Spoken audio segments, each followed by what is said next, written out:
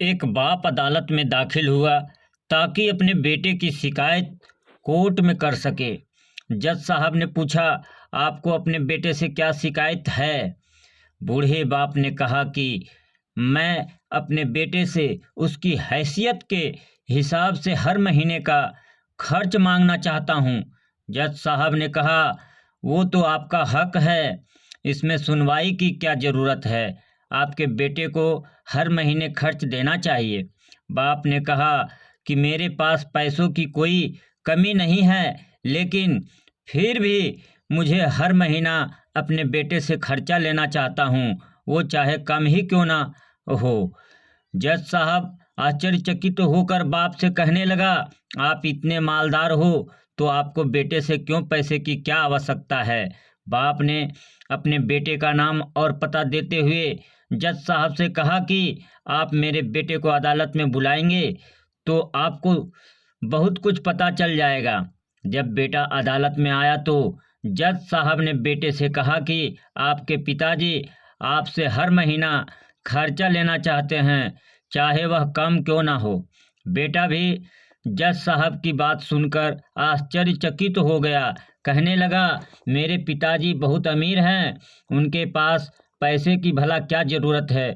जज साहब ने कहा, यह आपके पिता की मांग है और वह अपने में स्वतंत्र है। पिता ने जज साहब से कहा कि आप मेरे बेटे से कहिए कि वह मुझे हर महीना 100 रुपये देगा, और वो भी अपने हाथों से, और उस पैसे में बिल्कुल भी देरी ना करेगा। फिर जज साहब ने बूढ़े आदमी के बेटे से कहा कि तुम हर महीने 100 रुपये बिना देरी के उनके हाथों में देंगे, ये आपको अदालत हुक्म देती है। मुकदमा खत्म होने के बाद जज साहब बूढ़े आदमी को अपने पास बुलाते हैं। उन्होंने बूढ़े आदमी से पूछा कि अगर आप बुरा ना माने तो मैं आपसे एक बात पूछूंगा, आपने बेटे के खिलाफ यह केस क्यों किया?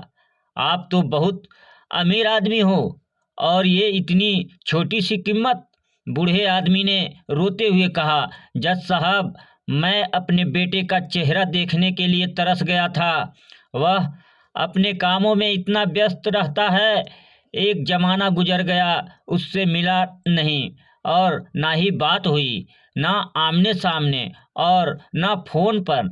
मुझे अपने बेटे से बहुत मोहब्बत है, इसलिए मैंने उस पर ये केस किया था ताकि हर महीने मैं उससे मिल सकूं और मैं उसको देखकर खुश हो लिया करूंगा। ये बात सुनकर जज की भी आंखों में आंसू आ गए। जज साहब ने बूढ़े आदमी से कहा कि अगर आप पहले बताते तो मैं उसको नज़रअंदाज और ख्याल ना रखने के जुल्म में सजा करा देते।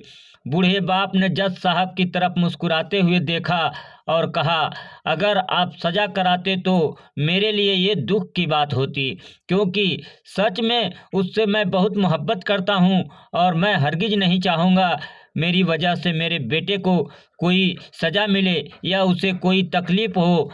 हाँ, तो ये कहानी आपको कैसी लगी कमेंट के माध्यम से हमें ज़रूर बताएं, और ऐसे ही कहानी सुनने के लिए हमारे चैनल को लाइक और सब्सक्राइब ज़रूर करें। धन्यवाद।